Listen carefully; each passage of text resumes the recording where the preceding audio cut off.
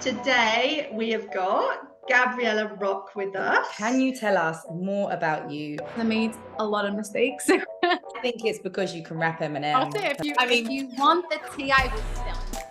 Well, Tracy, I have something for you. What's the sort of typical week for you? On the weekend, I'm usually launching myself out to the planes. Gabby, have you got a favourite machine? I'm loving the Flux Max. My favourite is the messages asking for a sugar mummy. But I'm so devastated I've never had that. Let's see how this podcast goes for you. Your biggest challenges that you've faced in your career? Some challenges I absolutely love, but then challenges I despise. I really didn't think you'd hit me with that one,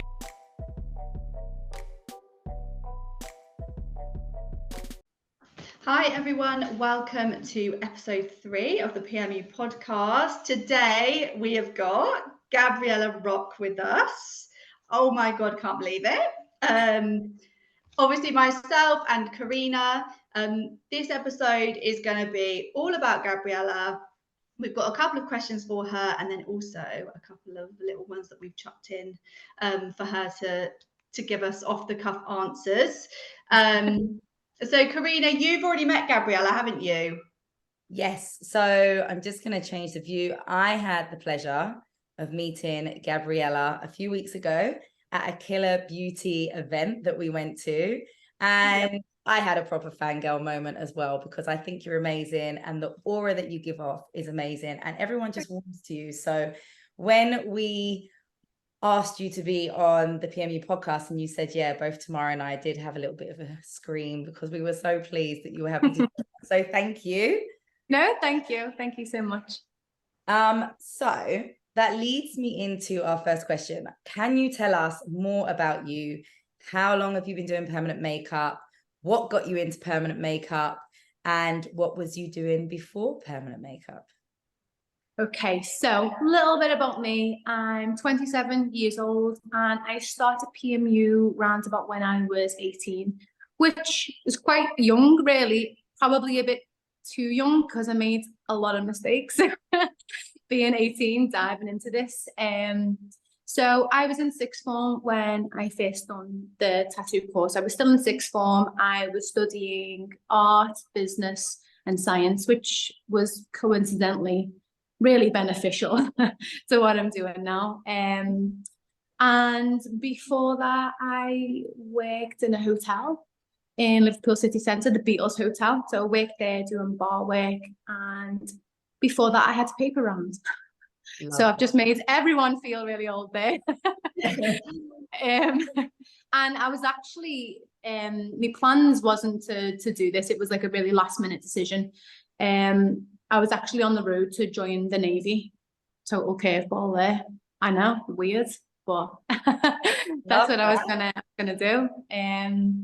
But only that the Navy was like a 8-year commitment minimum or something like that.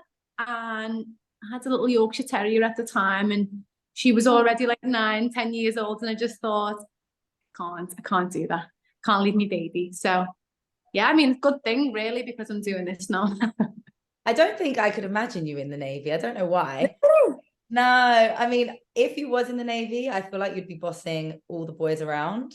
Oh, totally. Yeah. Yeah. 100%. No, yeah, I would be totally. I can visualize myself. I was in the cadets from 13 to 18 years old anyway. So it was just kind of like a on the cards type of thing for me. But yeah, no, I really enjoyed it. Like I shot my first rifle when I was like 14. Like I've got a speedboat license before I had like a driver's license. It was like I've got all the Duke of Edinburgh's. Love that. So this is why, like, this could be also part of the reason why you love skydiving as well. You're a bit of an adrenaline junkie. Yeah, I am. Bit of an extremist. Love that. And also, so Gabriella, I know you because I did a masterclass with you a little while ago. And when Karina said that she'd met you at Killer Beauty, she mentioned to me we had a chat about you, a lovely chat about you, and she said, you know, Gabriella's just got this like aura, and it's just like people gravitate towards her. And I said, I completely know what you mean. I can't put my finger on it, but there's something about you that's just like, I don't know, you're just nice to be around. Well, I thank don't you. know if you've ever been told that before, or whether you've sort of noticed that about yourself. I mean, I'm not gonna lie, people have told me, but I wouldn't know what it is myself, to be honest. I just think it's because I'm a Libra, but it's probably not just that. I think it's because you can rap Eminem, personally.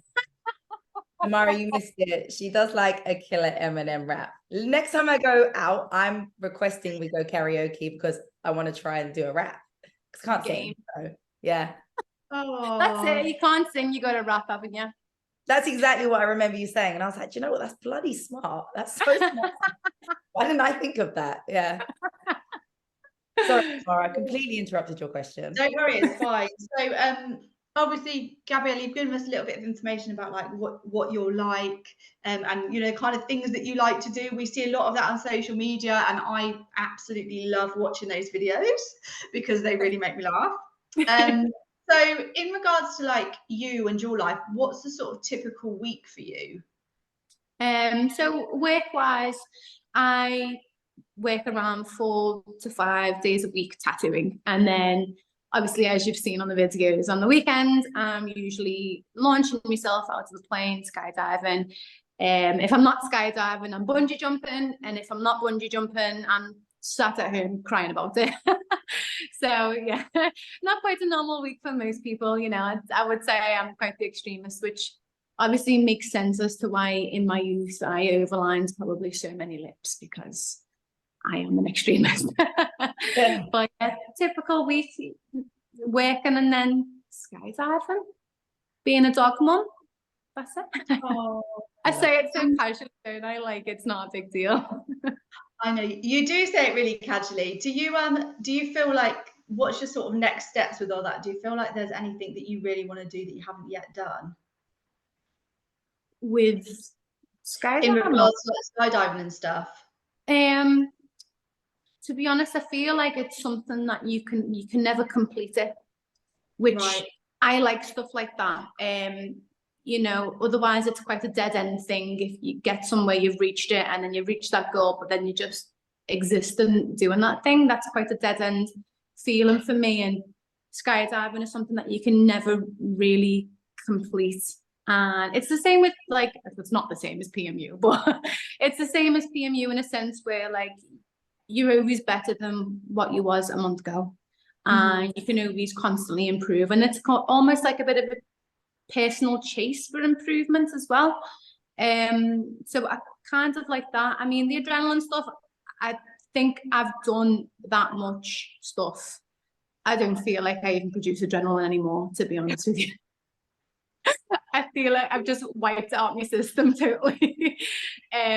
So I don't really do for the adrenaline. It is more, it's a skill, and I'm just trying to get better at it. Like some people choose, I don't know, darts or, you know, horse riding, and mine just happens to be that. Yeah. So, Gabby, can I just touch on something that you said as well about when you were younger, you used to overline quite a few lips? Yep. So can you tell us a bit more about that? Because I feel like you aren't the only person that's done that or will do that. Or like, what's the consequences of overlining lips? Have you seen anyone of your early days work or anything like that? Yeah, and then I have to probably do a little removal on them if it hasn't faded. Plus as well, inks that just contains a shit ton of titanium as well. Seeing like a really kind of bright white residue underneath the skin as well. You know, obviously that's not good. But I think it was just because, like everyone that done it that many years ago, the beginners training probably wasn't the best. I mean, mine was a 3-day course for eyebrows, eyeliner, and lips. So it was a 1-day course per area, but wait, it gets better. half day was theory and half day was practical. We did not get our own models. They done all the pre-drawing for us. We did not at any point get a pencil and touch it to skin. They did the first pass of everything and then just give us the handpiece to then go over what they'd done. Oh, wow. Yeah, that was it. And then, but you know, when you do something like that, you think that that is what is right and that is sufficient enough to then you get given a certificate, you can then get insurance, and you just like, it's like a racer dog being let off a leash, you know, you just like, I mean, for me as well, I think because I am quite confident and being young as well, so that was just like a really explosive combination of being young and then being confident and then also being like, well, yeah, that's what you should go off and do. So I just assumed because you could maybe pre-draw your own, not pre-draw, so draw on your own lips with lip liner and overline them, that you could do it with a tattoo machine, and no one had told me that I couldn't do that. I think as well for the first year and a half, I wasn't even patch testing. That wasn't a thing back then. Like, well, it was, but my course just didn't teach me that. I wasn't patch testing. I think even the likes of like barrier filling was getting used to bare minimum. I know that is absolutely disgusting, but you know, honesty time. Yeah, I used to just tweeze out loads of natural hairs as well and then tattoo like a really thin shape. I mean, that's not the worst because it could have been tattooing really thick eyebrows, but I was going the opposite way. So I think that was probably safer than the overline the lips thing. But yeah, I have some diabolical work of my own knocking around. It's quite funny actually, because people like, they like to post up their work, what it was like then and now. And I'm like, no, we don't need to do that with me. We don't ever need to see what my work once looked like, because this is what it looked like. And this is, you know? Yeah. I'm sure I'm going to jump ahead because I'm sure this question's on Tamara's lips as well. But so how many people or how many courses have you done over the years then since you first qualified? To get better and to the point that you're at now? I would say 35, 40. That is in person ones. That's not online. I wouldn't know online. Wow. Because I like to online shop. So just because I'm sure you get it as well, I definitely get it. I get a lot of people saying I've spent X amount of money on my training course and I didn't learn that much, or I didn't learn this. I always say to people, you've got to continue spending money. And I know I've spent dozens and dozens of thousands of pounds on training. Yeah.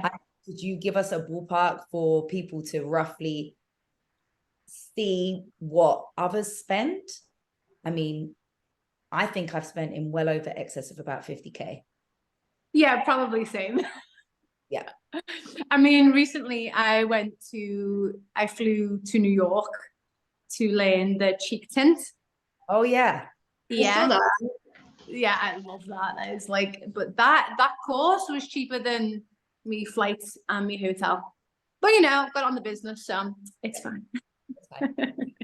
But yeah, I'd say probably similar, if not more. I don't like to think about it. No, I know. When I asked that, I was like, you know what? I don't probably should think about the grey area. Yeah. No one knows the mystery. Tamara, what about you?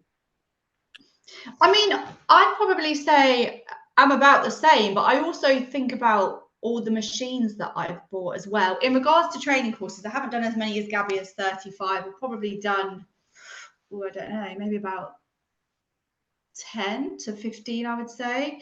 But all of the stuff that I've like bought and not liked, I dread to think how much money I've put into that and thought, actually, I don't like that. But I guess it's just one of those things, isn't it? You have to try out all these different things. You know, you buy a box of needles and you don't like them. You get a new machine and you don't really like it, or it doesn't work on the skin because it's just not. You don't like a lot of them. For me, I don't like them in my hand. So it's just one of those things that I sort of don't.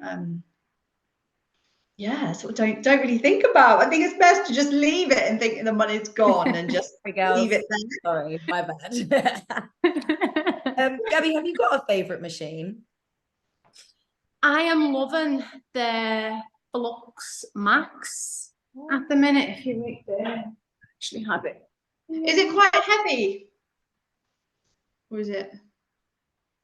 This, Oh, it's this sexy. little fella. Apparently, it can be like Bluetooth controlled as well by your phone. I've not tried it yet. I mean, I don't really know what the benefit is. You know, you can just press start, but you can do it from your phone as well if you like. I mean, that great powered? company developed it for that feature. But you know what? I'm loving this. It's this, and then the Bishop, the Packer. Yeah. It's really nice. I'm just loving wireless at the minute. To be honest, I never realised how much wires got in the way until I used the wireless. But the Flux Max, I'd say, it's a good all rounder for all areas. Whereas the Bishop Packer, I probably use more on lips than I do brows, but I'll only use it for lips for like really dry skin lips, where I just need to hammer it in, you know. That's probably the only time I'll use it, because otherwise it is a bit powerful. So yeah, but I'm loving the. Sorry. That's okay. Go ahead. Do you find with the battery that it continues to give you the sort of same amount of power, or do you feel like you have to keep recharging it? The Bishop definitely lasts longer than the Flux, but it's one of them I probably wouldn't notice because I'll just put it on charge at the end of the day anyway. Yeah. But I don't ever notice like a dip in the power when the charge is running low. I wouldn't. I don't know that. I don't think that's a thing. Maybe. Yeah. Gabby, Okay. tell us, what do you love most about what you do? So I know this is quite a common thing to say, but I just love how every single treatment is totally different. So specifically when I'm doing brows, I don't pre-draw hair strokes. I just have like a bit of a guide. I know where I'm going to go, and then I'll, freehand, go with the flow, wing it. I hope none of my clients are watching it. And then I think because I come from an artistic background, that creative side like really comes out. I love the challenges as well, like midway through the treatment, thinking maybe I shouldn't have put that hair stroke there. How am I going to get this to like transition and blend? How can I make this look like more realistic? And the whole thinking process behind it, knowing that there's no undo button or there's no like magic eraser. So I really love that slow process of building art, basically. Plus I've painted and I've been able to draw from like such a young age up until I was 18, and then I done the beginner's course. So I feel like because this is a form of art and I don't really have time to do that anymore, I get to kind of touch base again. And obviously it's not a skill that's wasted. And obviously, like most of us PMU artists, we love to talk about PMU. So that's another thing I love about, day-to-day stuff, whether it's obviously teaching or it's just talking to my clients about it. But yeah, I really love teaching as well. I love watching people really, blossom, especially if they were struggling to start with and then something just clicks for them. I love to share all the information that I've got. I'm not a closed book in the slightest, you know that. You've seen me rap Eminem. But if anyone like even DMs me, I'm not one to kind of like shy away from answering them.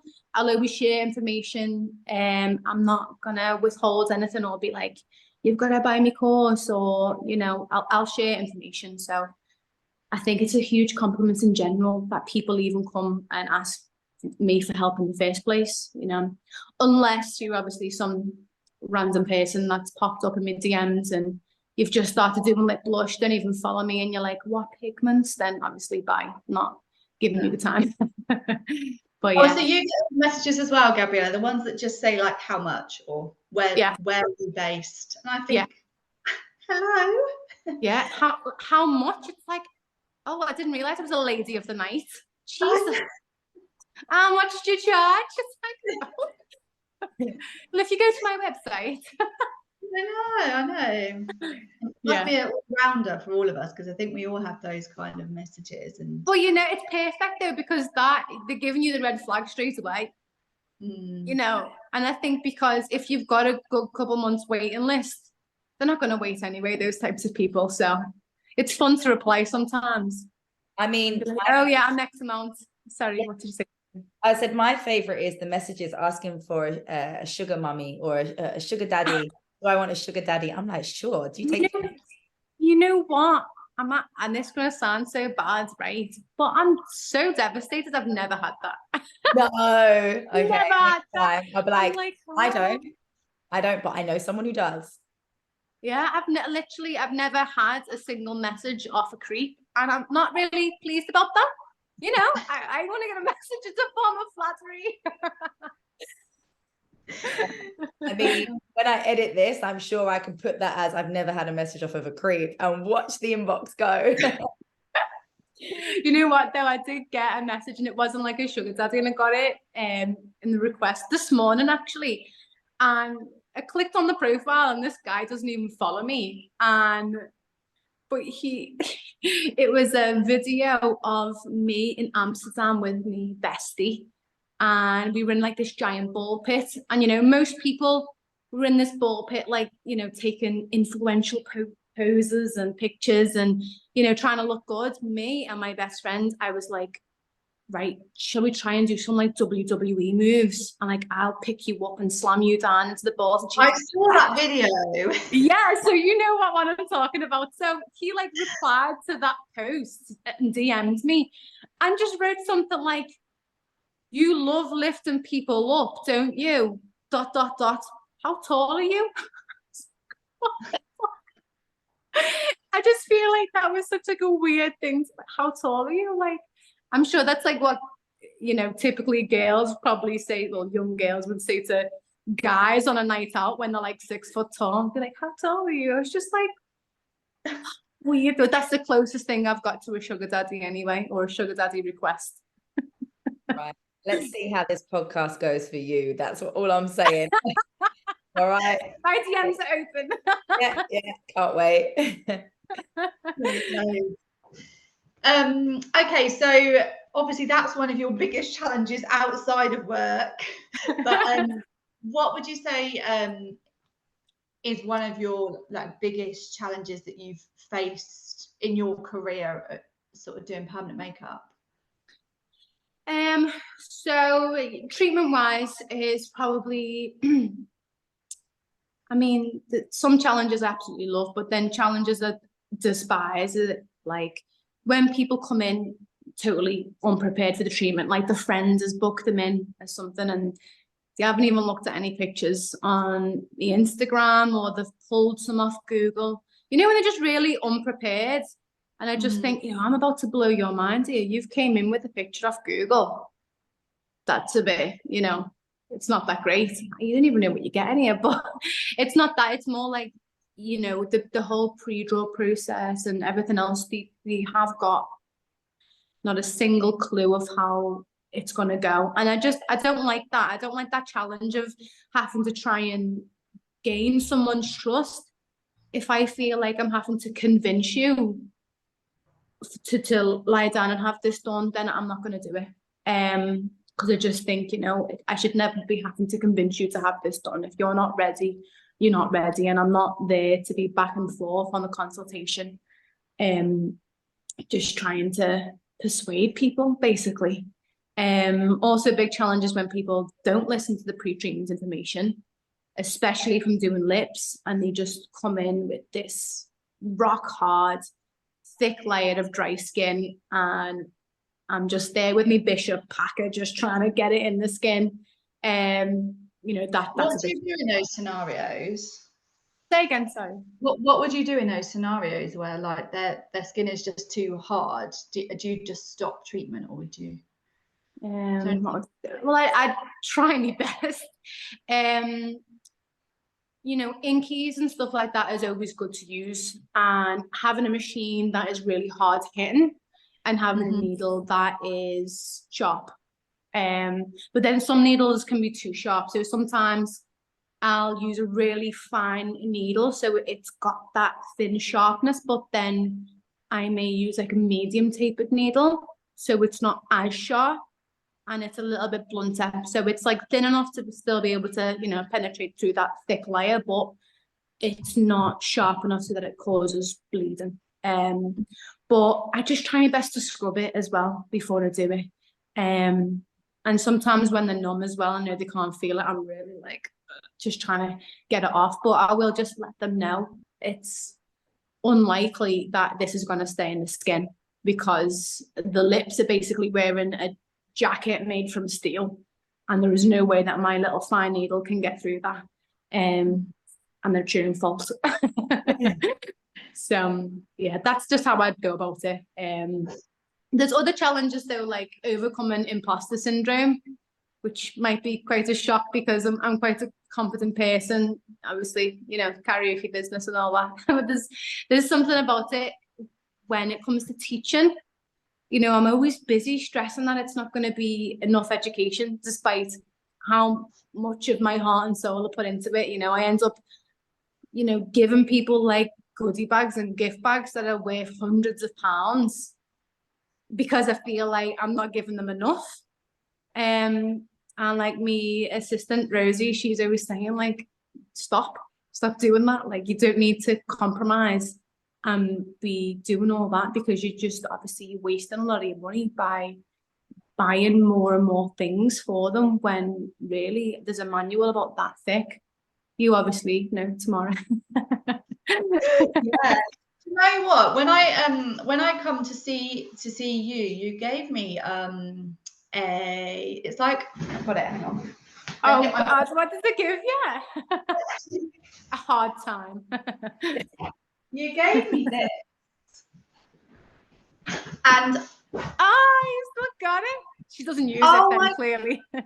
I do. No, this is my second bottle of it, and I just love it. It's just to clean the skin. It's amazing, isn't it? Yeah, I just feel like it just feels squeaky clean, and it just really does. Well. It has like a tack, doesn't it? Yeah. You have better grip. So as soon as I got home, I was like, oh my God, I can't wait to use this, because I just love new things.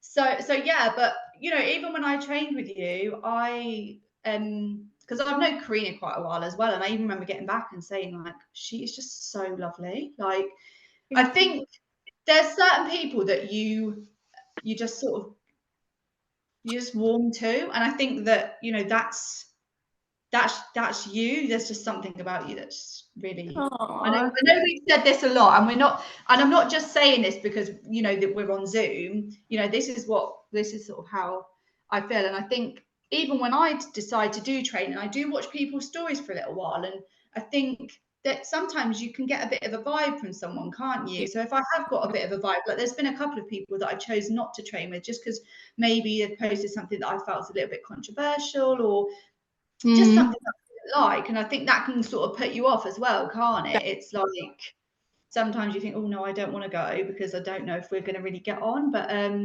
yeah, and I think for sure you definitely give a lot of information out, and you've got a lot of knowledge. So there's no, even if you don't feel as though you're giving much information out, you've got so much knowledge that actually it makes a huge difference anyway. So thank you. Yeah. I mean, Tamara, I'm a bit annoyed that you've never told me about this green concoction, and I've known you. Sorry. And Gabby, look, I met you a few weeks ago and you didn't tell me about it either. Like, I feel quite left. Sorry. All right, sort it out. You know what? Also, even when I got back, so I can never pronounce the name of it, but it's is it Eternal Ink? That Wernos. Eileen Warrenus Blush. That's it. Yeah. So after training with you, it's a super funky color. I would never order anything like that. But after training with you, I would say I use that in 70% of my lips now, just to like mute it down a little bit, so it just cancels out that like orangey tone. But Valkyrie flesh tone's really good for that as well. I've got that as well. That is amazing for knocking out them orange tones. I use that quite often, especially if someone wants nudes. That's perfect. Yeah, and I just think before coming to you, I would never have gone anywhere near that because especially with that second one you just mentioned, that's quite purpley, isn't it? Oh, it's like purple grey. It's disgusting. Yeah. So I was like, oh, I can't use that. But actually, it works really well in pigments, and papaya I absolutely love as well. So Papaya is perfect. Dark pink too is a good one by a world famous ink. That's become quite a favorite one for me. You should give that a try. Yeah, dark pink too. It's similar to papaya, but probably a bit deeper, and more cherry. So like more like a real lip. So that's a really nice color to try out. And what mix have you got on yours? And did you tattoo yours yourself? I did. Not the best. You know what? I took something from you actually, and because you conceal the edges of your lip. I swear to you, since our training, I've actually been meaning to message you. Since our training, I do it every day. Do you? Yeah, and my lip liner is constantly like popping. So thank you. I learned something from you that day as well. My lips, it looks like it's just freshly tattooed, doesn't it? Tamara, please do a tutorial on this because I obviously have no top lip and they are tattooed. This is how blessed I am. Tamara, you're just going to have to do a tutorial on this. Yeah. But do you know what? So it was Karina's hen do last weekend and we went away and one of the girls mentioned to me then, what am I putting around my lips? It looks really nice. What have I got around my lips? Have I had them tattooed? And I've just always done it. I just get a little flat brush, a little bit of concealer and just leave them. And I just think it makes, it does make all the difference. Because did you do that from taking like after pictures? Did you think, oh, I'm going to try that on myself one day? Or have you always done it? I'm interviewing now. Do you know what? I've always done it on me for probably about 10 years, I would say. And I don't tend to do I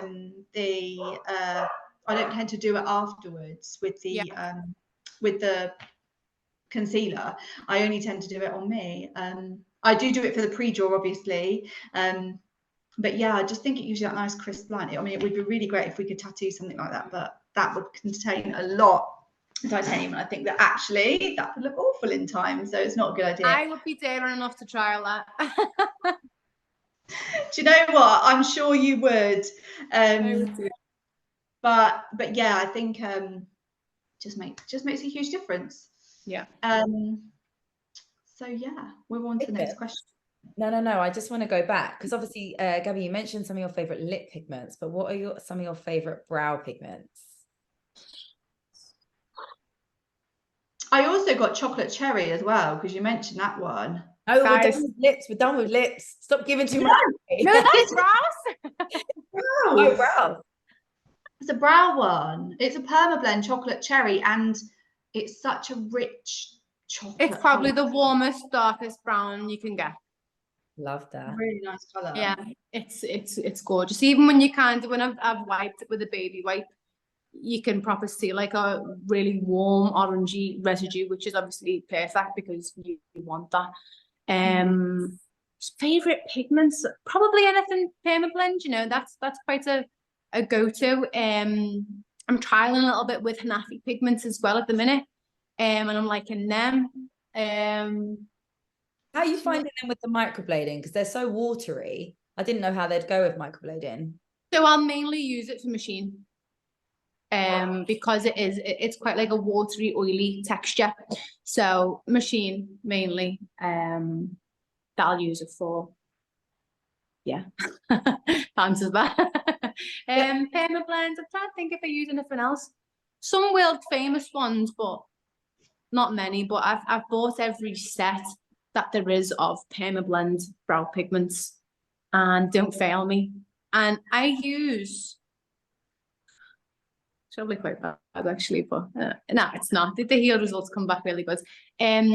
So I like to use yellow in every brow that I do, because it just prevents them from coming back that like too warm, and obviously it prevents the grey. But I find that I used to use soft yellow by Permablend, and then also apricot by PMU blends, but the yellow, if you look at them, they're just like, they're quite, the saturation level's like very low. It's quite a low value pigment. So I started using Illume by Even Flow. Yeah. Which is bright yellow. You know what, in fact, I'll show you. And that, obviously, I think just because it's so highly saturated and it's a yellow color, and I obviously want yellow colors, I feel like that really does help me get a brown healed result. And, you know, I know it's for lips, but, you know, I'm using it for brows also. So I'll just show you. I think I've still got soft yellow, but I don't ever show it on.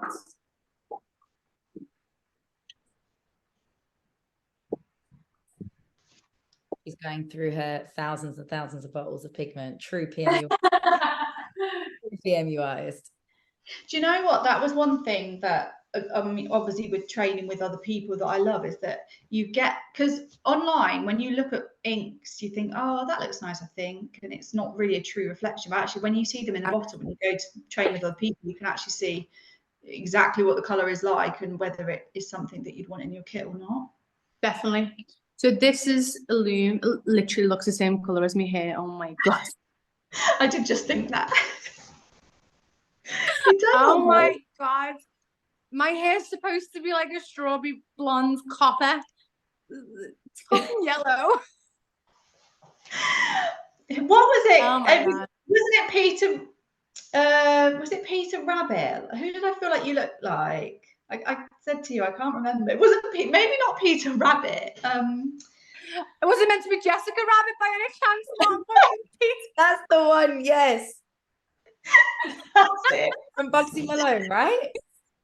Yeah, Jessica Rabbit. So I don't want to like be, you know, throwing bouquets at myself, but please let it be fucking Jessica Rabbit and not Peter Rabbit. Sorry, it's Jessica Rabbit. It's definitely not That Peter took Rabbit. me out. That needs to be in like a separate quote, like, you know.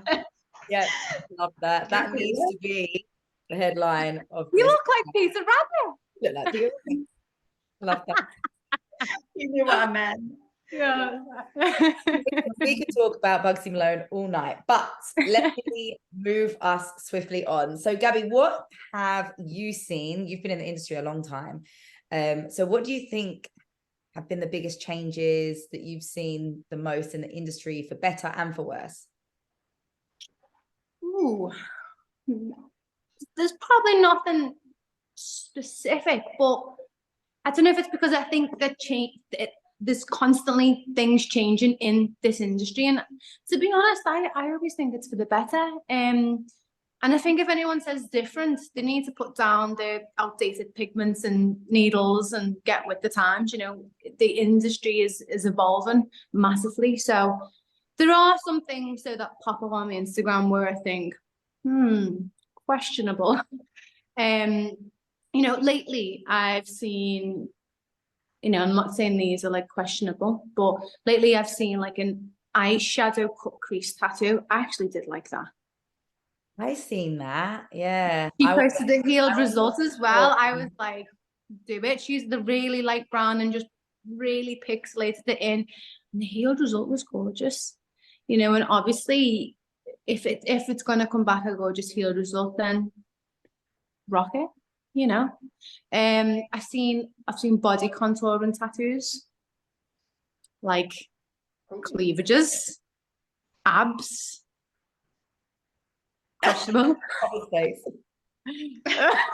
I'll get it, like I get that. Glitter effect tattoos as well.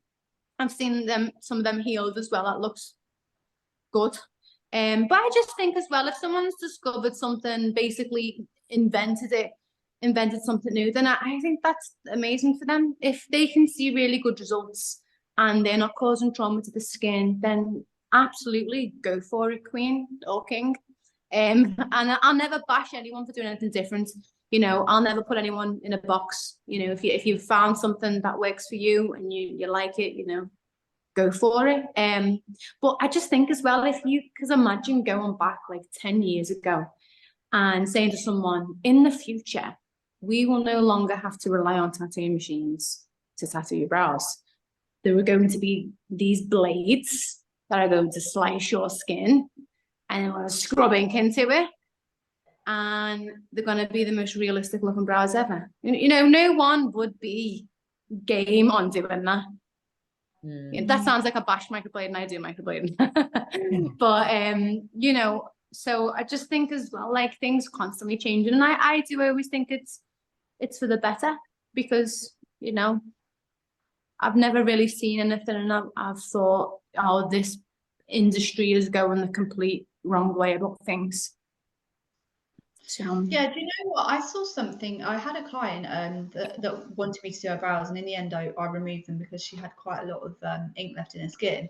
And she'd had, I've never seen it before, and I've tried to research it and I couldn't find it. And it was some sort of pen that injected ink into the skin, but it didn't really inject using a needle.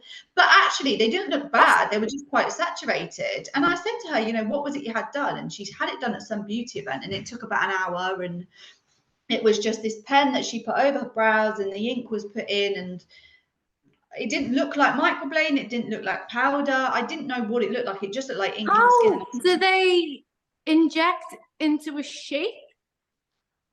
I have no idea. And she had it done such a long time ago, she couldn't even remember. But I tried to research it, and still to this day, I cannot find out what it was. I think she's lying. Maybe she is, but I still just don't know what that is, and yeah, That's mental. So maybe not that. yeah, maybe not that. So Gabriella, you have recently released your cleft lip course. Cliff. I know, I got that wrong, didn't I? So tell us more about that. Where did it come from? Why did you decide to do it? How are things going, and what's your what you're looking to achieve from it? So this is actually a great question, following up from my answer, because this was self-taught. So how it all started, it was probably around 7.5, 8 years ago. I had a client come in for brows, and she had a cleft lip, and I'd never seen it done before, but I could visualize what I would have done with it. And, you know, it was quite controversial as well when I first started doing it. It probably still is a little bit, because I use skin camouflage colors. So I know that some people are like, have things to say about it. Whereas, you know, other people are just like, if it works, it works.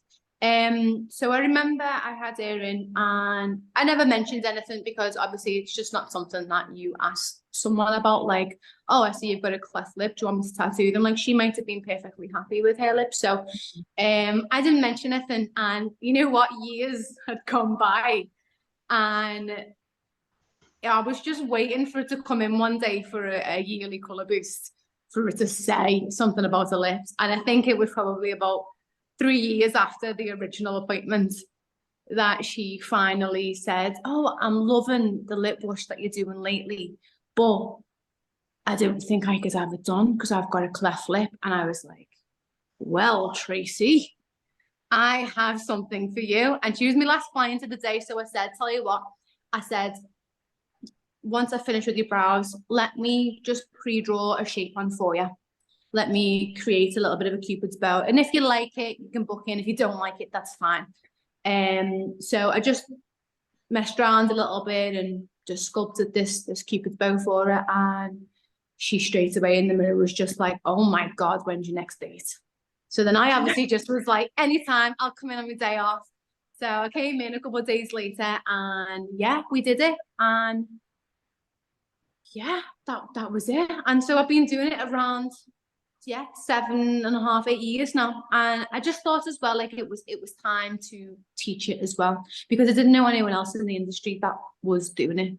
And obviously, you know, I really love sharing things with people, and I never get territorial or protective over what I think was like originally mine. So I thought as well, I brought out the online course, and by doing that, I'm able to kind of share it with more people rather than just offer in-person classes. So yeah, that's the And story. also, Gabriella, the first time I ever saw you on Instagram was when I saw this piece of paper with all of these different Eyebrows. lip on. No, it was lips. And you had like a breakdown of like what you'd used and how to achieve all these colours. And I just thought, wow, that is amazing. Yeah. The And little, the cheat sheet. yeah, and I just thought, wow, like that is just yeah. I was quite new to lips then, so I was like, wow, you can make like lip colours that you can buy from MAC and like Charlotte Tilbury, and this is great. And like it was really nice to see that, and that was how I found out about you, because you've always been quite kind of giving with information. Yeah, that took me hours to create that. I went into the city centre shopping and I thought about it as well, because it was more like personally for me as well. So I picked up like MAC, Spice, Boldly Bare, Soar, Whirl, and then Charlotte Tilbury, Pillow Talk, and then I just thought I'd just buy those colours, those popular ones, and I'll just see if I can get an exact match to it. And I was swatching it on pieces of paper all up my arm, on my lip, and just trialing different colours, just trying to push it and push it and push it to get the exact match. And sometimes I'd be like, I shouldn't have added that drop, so I just kept it how it was.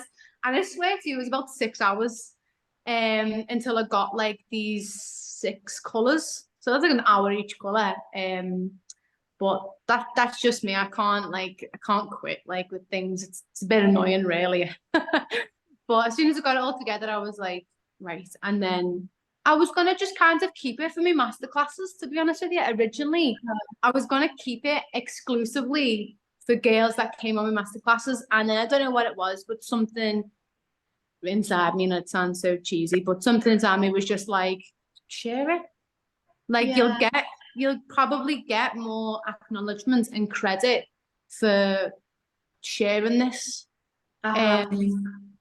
So I did, and that blew up. I know. That blew up so much. Also, I mean, now you've nearly got about 26,000 followers on Instagram. Woo! Did you find that there was like a moment in your career so far where you've thought like, wow, like I can't believe how far I've come? And you do think, it's a little bit overwhelming because you've got these people that are like, fangirling over you, because it's like, oh my God, it's Gabriella and she's on Instagram, and it's you sort of felt that there was that pivotal moment in your career where you were like, oh my God, I can't believe it. No, because of the imposter syndrome. Like people, you saying that to a fangirl, I'm like, oh. I absolutely love moments like that. But I don't know at what point it happened. And lately, which I am absolutely loving, by the way, I'm not gonna lie. Usually Liverpool is so tiny, and all girls in Liverpool, ideally for me, love having perfect eyebrows, love having luscious lips. So obviously I'm very busy. But because Liverpool is so small, I have been like recognized in like random places, and people like, Gabriella, SPMU. And I love that. I actually love that. Or people just go, lips, eyebrows, and I'm like, that is me, yes. But lately I've been getting how much? But lately I've been getting skydiving, Gabriella skydiving, adrenaline junkie, and I'm like, so that's nice. But yeah, I'd say when I started teaching is probably when more followers came in, because before that I'd say majority of my followers weren't PMU artists.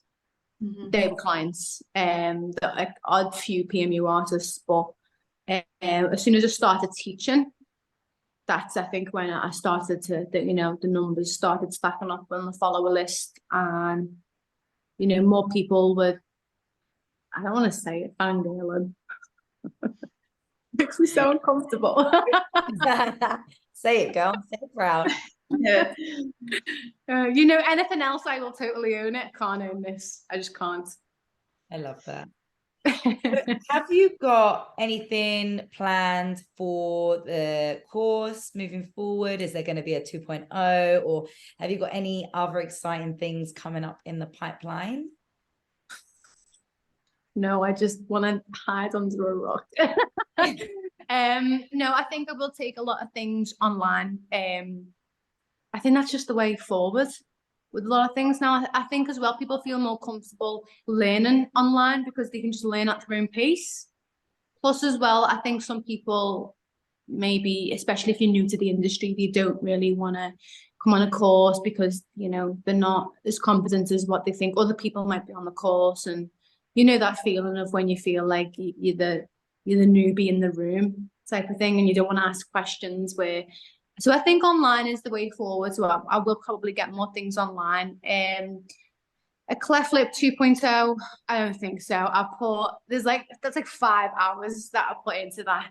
And there's so much in it as well. So I think I did give everything into that. Plus, what I do on a client with a cleft lip, like treatment wise, is what I do on my day-to-day clients anyway.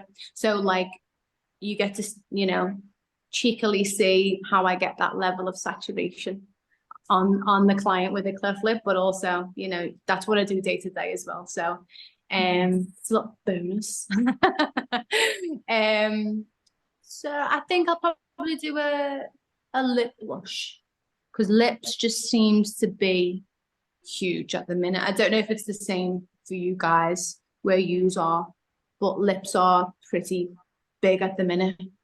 I would say not so much where I am.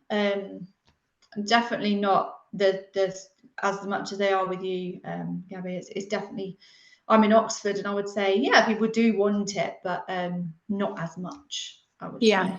Mm-hmm. Yeah. My busiest treatment, but I think I'm better known for brows anyways. But yeah, I have the odd lip client, probably more now than it has ever been. But yeah, I'm more booked with brows. Mm-hmm. So have you got anything else coming up in the pipeline? I feel like I've seen that you were supposed to be judging a competition. Yeah. And I also asked you about when the pivotal moment was. Was that not when you're being asked to judge? Because I feel like for me, I'd be like, oh my God. Oh yeah. Oh, that's definitely good. Getting asked to judge and speak at conferences was a big deal. It still is a big deal for me. It still is a huge deal. So this year I'm going to Woolop, Greece, to be a live demonstrator there. And I'm looking forward to that. I've never been to Greece, so that will be exciting. I've already scoped out. I was going to say, I've already scoped out the local skydiving. Yeah. So yeah, I'll be doing some jumps while I'm there as well. I was invited as well to speak at the UK PMU conference, but unfortunately it lands the same time as the Woolop Greece. So I'm devastated about that because I've been to that a good couple of years. So I am devastated, but hopefully they have me next year. But it's always an honor judging and speaking at conferences. I enjoy them, so much because of the whole sharing information and listening to myself talk as such. But obviously only if it's going to be like a nice and easy time whilst I'm there. I've recently stepped back from a conference that I was supposed to be attending. I won't mention names or organization, but the person running it was just causing me like so much unnecessary stress. So, I'll only do them if I feel like it's going to be worth it, not even like money wise, just mentally wise. Mm-hmm. Yeah, you've got to look after yourself first, especially if you've got so much else going on as well. Yeah. With everything else. Mm-hmm. So yeah, I'd love to know more about that, but well, I can tell you about it. If you want the tea, I will spill it. Let's spill it. Let's spill it. Okay, yeah. So now all it was basically, the organizer was just, mithering I'm gonna say, and that's to put it lightly. Such a bitch. She was mithering all the judges. I don't know what it was like for, anyone that was being a live demonstrator, but she was just constantly asking us to repost every single story that they were posting and reshare. Now, I wouldn't mind, but they would post 4 or 5 times a day minimum. And I'm not even on Instagram that much. I don't think anyone's on Instagram that much. Plus, as well, don't know if they knew this, but the more you post about something, the less engagement you actually get. When you're just constantly hammering it like that. Plus, I'm not gonna I felt like I was just forcing people by reposting every single story. Come on. So months have gone by of, basically getting shouted at to make sure we post every single story. And that we've got to keep doing it because, it's an honor to be a judge for this organization. It's an honor. And, if we don't follow up, then we'll get the sack basically, and they'll find someone else who's willing to do it. So I just didn't like that as well, because it wasn't in a really professional manner. It felt really threatening. I know I'm more kind of soft and bubbly and stuff like that, but I'll give it to you. So the final straw was, I just asked them nicely. I just said, look, I'm actually not on Instagram that much. I've got stuff going on at home. I've got to have my own life as well. And do we actually have to repost every single story? Is that an actual T&C? Do we have to post every single story? And the person just said to me, yeah, every single story must be reposted. It's not my problem whether you're on Instagram or not. And just basically give me shit. And just said, if you're not gonna do it, I'm gonna find someone else to replace you. But it was how it was put, it wasn't nice.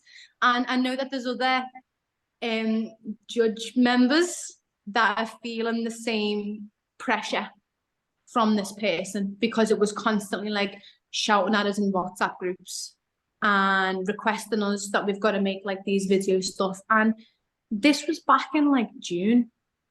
The conference, I won't say what month, just in case you all figure it out, but it was months away. So I just thought, God, if it's June now and the conference isn't until months, then it's just causing us a lot of stress. But it was a constant threat of you don't do it, I'm going to get someone else to replace you. And it was just the attitude towards the whole situation. So yeah, in the end, basically just told them to fuck off. I just said there was no respect on their behalf. Us judges, we're giving up our free time to come and do that. We're not getting paid to do that either. We're losing money because we could be working. And, being a judge as well, it's not like being a live demonstrator. You're not really getting any exposure business-wise. So actually, you're not really benefiting from it. But the thing is, I love to do it because I love just networking and meeting people. And if the organizer was giving me such a hard time, I just thought, I'm not going to enjoy myself here. And and I just had months of it. So I thought, you know what? I'm not going to go out quietly. I'm going to put them in the place, and I'm going to say to them everything that I was thinking. And I just said, you need to be having some respect. Whilst the girl, I know I'm probably already sacked, but whilst I'm on my way out, I'm going to tell you now, you're speaking to everyone like crap. You got to remember that these people aren't getting paid. And in fact, us reposting for you, we're making you money. We're helping you. And for us to just be constantly shouted at, it's not good. Organizing an event can be stressful, I get it, but I've never been spoken to another person like that before. So it was just, I just said, yeah, no, I'm out, I'm done, I'm finished. And they was not happy with what I said. So that was fun. That was a fun argument backwards and forwards. Yeah. Well, I just hope that, well, you're obviously in a good place and it hasn't affected your career or your amazing accomplishments. So onwards and upwards. Yeah, that's it. And I just think as well, being honest gets you further than being fake, you know.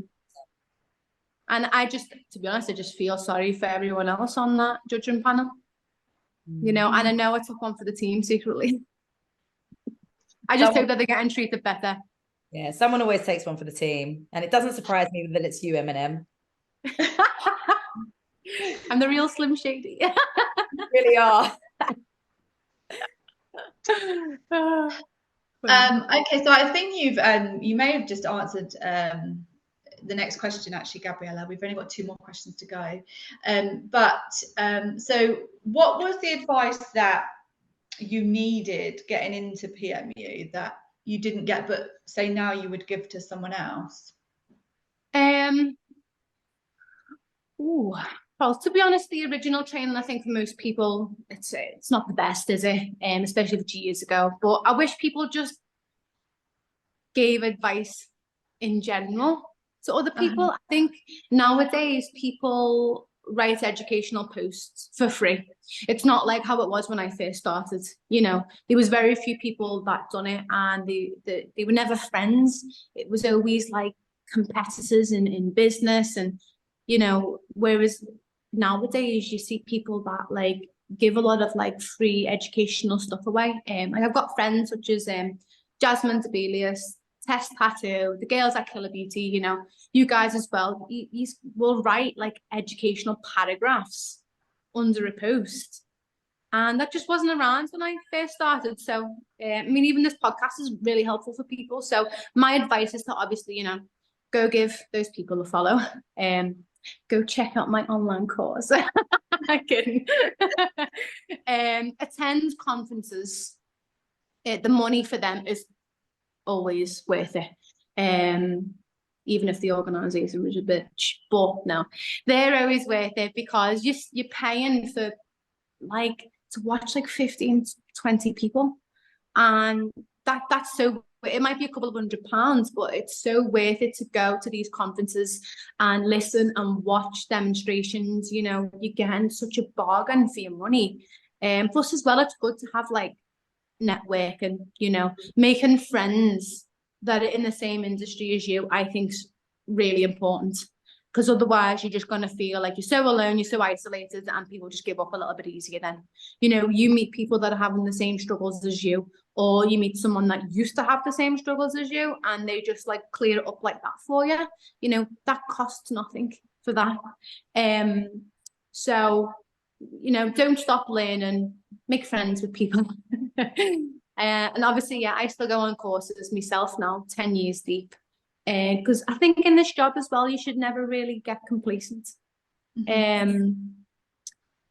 I just think you should you're always going to learn new things. And I think as soon as you become complacent, like you just fall behind. And not that everything's like a competition, but you know, even if it's just for yourself and getting your own customers, you know, if they see as well that you're continuously bettering yourself, you know, that brings you more custom. It shows that you actually kind of love what you do and you're investing back in what you do, not just buying yourself a Louis bag with their money.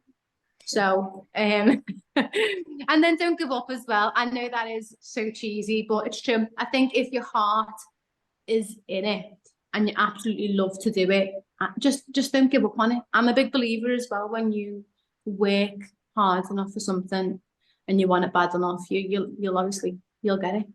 And well, advice for those girls that are only in it for the money and don't really care, you know, just turn to OnlyFans, because I've got enough botched eyebrows to deal with. Okay. Do you offer removal? Yeah, I do the lift removal. Yeah, that works really well for me. Does it? Yeah. That's the only thing I probably don't have imposter syndrome about. Probably because it's not my own product. But I'm like, yeah, you want to see some real skills? Yeah, the removal is really effective. I love the lift removal. Do you use lift on lips to remove lips? And eyeliner as well. You can use it on all areas. Oh, wow. Because the one that I'm trained in, we're told you can't use it on, Tamara, am I right? You can't use it on lips and eyeliner? Yeah.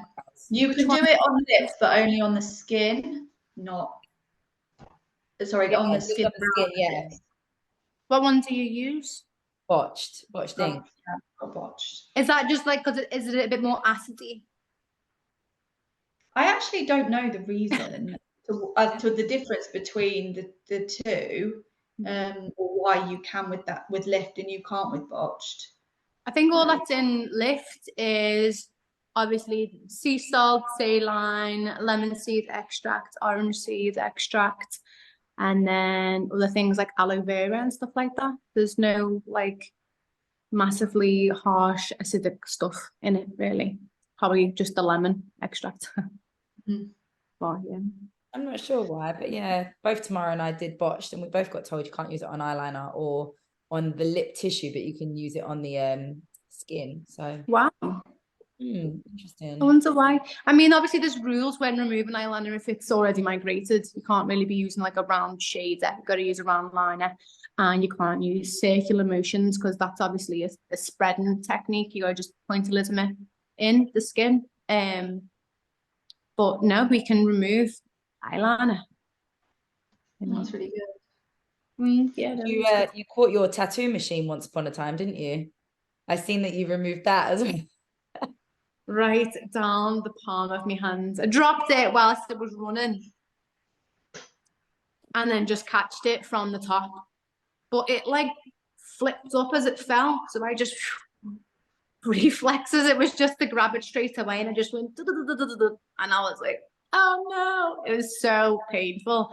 But then straight away I called Rosie, the assistant, who was out on reception. Well, obviously after I've done that client, changed the needle, put a new one in, finished here, and then called Rosie in, and I was like, look, I know you've never used a tattoo machine before, but I'm not left-handed and you're probably better at doing this than me, and I just got here to do like an emergency removal on it for me, and straight out one session. It was good promotion for it, like. Yeah, really good. I always say to my students, if you drop your tattoo machine, you've just killed a unicorn somewhere in the world.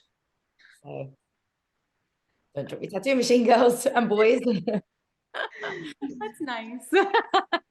Oh, okay.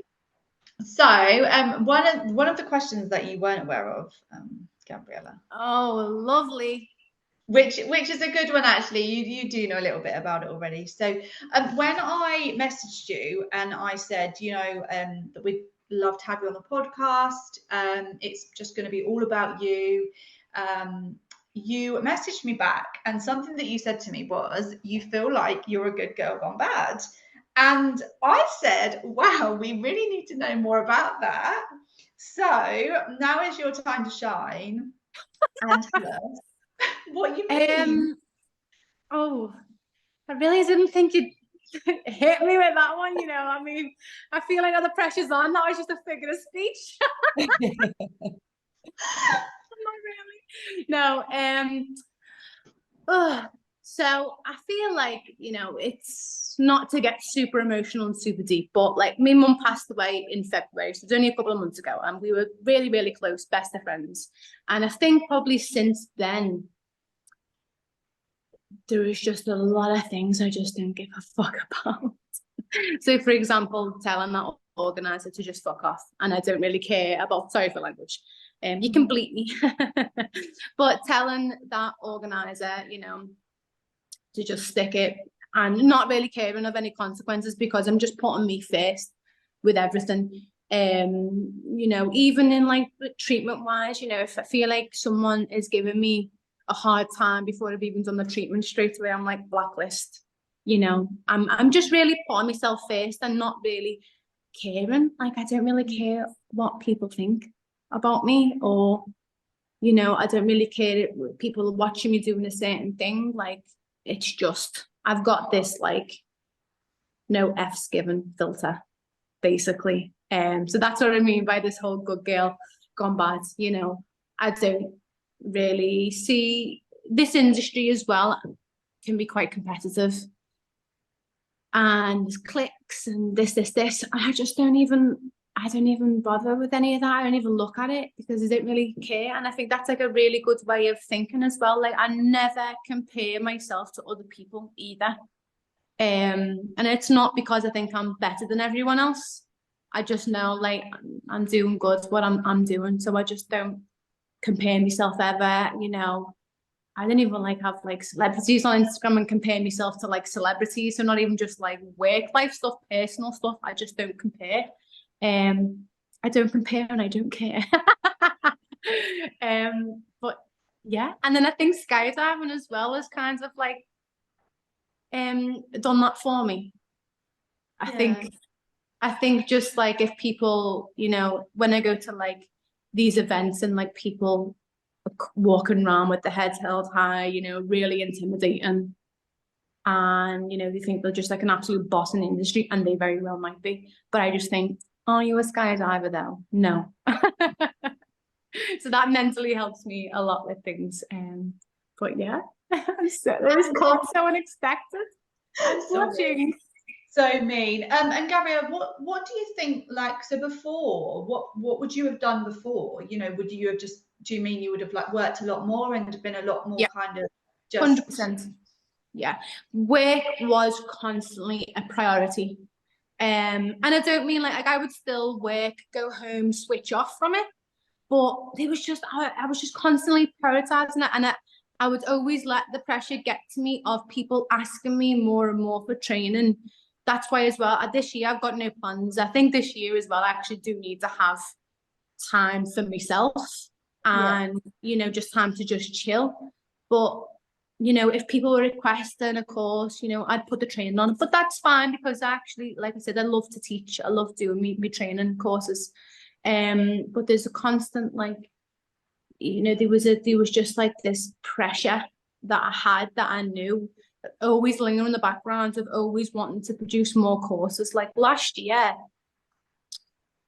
I must have held about like 5 or 6 courses in that year. And that's not even including me one-to-ones. Me one-to-ones must have been about 30 or 40. I'd done them basically like every other Thursday. I'd done at least like 1 or 2 a month. So, and then come Christmas time, I'd done quite a lot. So I think I just always prioritize work with things. Plus as well, if there was something on that I wanted to do, whether it be skydiving or it be like a holiday, a little quick escape anywhere, or, you know, something coming up, or a friend's birthday that might have been on the Friday, but I was in work on the Saturday, I just never reschedule people. I just think, oh no, I just don't want to move them around. I don't want to mess people around. And, you know, I know I can't go to that. I can't do that. I won't be going to that because I'm in work. You know, I don't think I took a holiday for about like, other than when I went to New York, but you know, that was business related. But I think I hadn't done a holiday in about 4.5 years as well. Yeah. Just no time for myself really. And I felt I did compare myself to others, but not in like a really bad, like jealous way, or, you know, I just kind of see what other people were doing, and it was inspiring, but I'd always be thinking, shit, I'm not there yet. I need to get there. Or I'd look at people, be like, they've only been doing it 7 years. They are smashing it. Like, I need to get to where they are because I've been doing it 10 years. Like, they've got this car, they've got this house, they're on the property ladder, and, you know, they're killing it. They're making passive income because they've got all these online courses available. And so it just felt like a constant need. And there's like this constant chase in the PMU industry to just get better and better. And really, you just don't need to, because at the end of the day, we all could just go to work 9 to 5, earn a nice amount of money, and go home. Like, obviously, I don't want to do that, but I do for this year. Because it was just the constant chase to just get better and better and better, and be more and more well known by people. But I just think as well, really, you don't have to. I will get back into teaching because I do love it. But this year, I'm just like, but do I actually really need to? Do I have to do that? No, I don't. And it's the same with, you know, if I have to reschedule clients and stuff because there's something I really want to do, I will just be like, no, I will just move them. you know, and if they will always be able to work around me, and if they can't, I will accommodate for them, just not on that day. Simple as. So Yeah.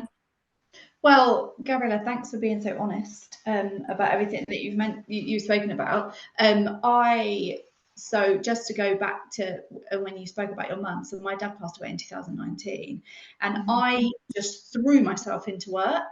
So, and I kind of fell into this like working all the time, and then it got to a point where I thought, I actually don't do anything for me anymore. It's kind of all just work. Yeah. So I think to have that sort of realization of like, no, actually, I need to make time for me is always a good thing to do, because it's important. You know, you work so hard for what? Because you like to do skydiving, you know, you want to go on these nice holidays and have all these nice things, and actually you deserve to do that. So you went the opposite way from me, then you threw yourself. Yeah, well, I think that was just my way of, it was a little bit unexpected. I think that was my way of like dealing with it. I didn't know what to do with my time, and I felt that as soon as I picked that tattoo machine up, my mind just went silent.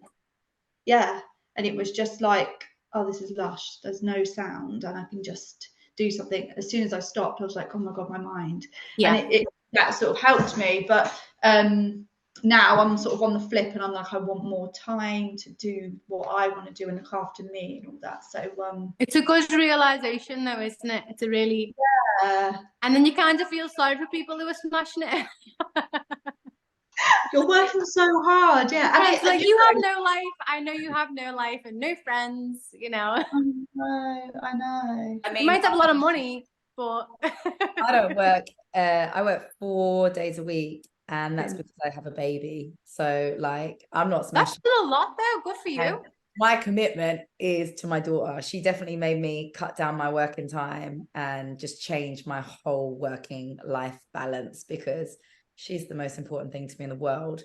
And I just want to make her the best mum to her that she can have. So if it means, I'm like you, if it means that like my daughter was ill last week, you know, if you've got to reschedule, you've got to reschedule. It is what it is. And I think most people understand. But yeah, I'm really sorry. I did message you when your mum passed. I'm really sorry that happened. And I was around when Tamara's dad passed as well.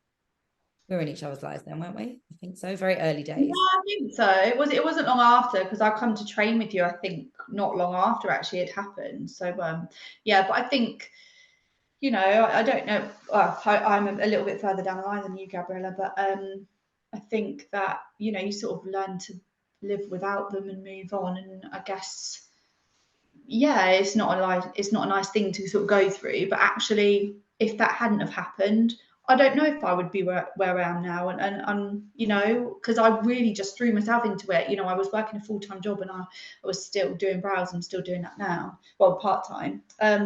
So yeah, it sort of did work for me in the end, but I think it's just not a nice way to go about it, is it? Which is why we like to talk about happy things. To keep everything happy. Yeah, well. So yeah. But that was a nice little end on that. I like that. Yeah. So I think that's it on our questions. I mean, we could probably talk all night about permanent makeup. But yeah, Gabriella, thank you so much for taking out time and having a chat with us. I've really enjoyed it, and I hope you have too. I'm sure we'll be in touch at some point to maybe discuss something else that's in your pipeline, because no doubt there'll be something else. Or maybe it will be that you've become something to do with skydiving and you're now flying a plane. I mean, I wouldn't put it past you. I have got a competition in September, actually, a skydiving one, before I go to Greece. That's going to be an adventure. I think Gabby's next 2.0 cleft lip course is going to be taught in the sky. I think there's like a massive selling point there. You know what I did right there. I did actually message Killer Beauty once and say to them, you know, if you've got a new product, like, I'm happy to jump out of the plane with it like in my hands, like just fall and just like, bye now. Yeah, I love that. Yeah, they didn't go for it. Oh, I was just about to say, I really hope they took you up on that offer, I but think they would. I think they would. I just haven't like mentioned it. It was a while ago. I think it was last year that I said that. But I'd do something like that. you could do it with this. Here's one I made earlier. But yeah, no, I want to say thank you so much as well to you guys for having me. It helped me with my imposter syndrome as well. Like, you know, you just want me to come on. That was really, that's like a really big deal. It's a big honor as well. And I really appreciate it. But I will suggest one thing for your podcast for my special episode. Subtitles. We're gonna need it. I mean, I was already in my head thinking, you know, some people might struggle to understand the Scouse accent. Yeah. So 100%. Right. I've already got it lined up. Don't worry. I got you. I think there was a couple of words you said that I was like, what on earth does that mean? But that's okay. It's all right. This is my slow and posh voice also. I'm really turning it down here. I'm holding it back. All right. Checklist, subtitles. Okay, well, look, we're gonna love you and leave you, but just to reiterate what Tamara said, thank you so much for joining us tonight. No, thank you for having me. Where can people find you? What was that? Sorry. Where can people find you if they want to follow you, if they want to purchase your course? What's your website address? Give us information. Well, thank you for giving me the opportunity for this window of advertisement. So Gabriella SPMU, can't really, you know, forget that one on Instagram. I don't have a website, you know, I just take everything through my DMs. And the Cleft Lip online course is available to buy through the Killer Beauty website. Also on my Instagram, I have a Linktree link that will take you straight to that as well. For anyone that would like to purchase it. Thank you. All right, my love. Well, thank you again, and we will love you and leave you. And yeah, I can't wait to post this podcast up for some interesting listeners. I'm excited. Yeah. Thank you for having me. Thank you so much. Sugar daddy. Once you get a sugar daddy message, we all know. Okay. Okay. We'll share it. Okay. Perfect. Deal. All right, then. Take care. Night, night, ladies. Thank you. Bye. Bye.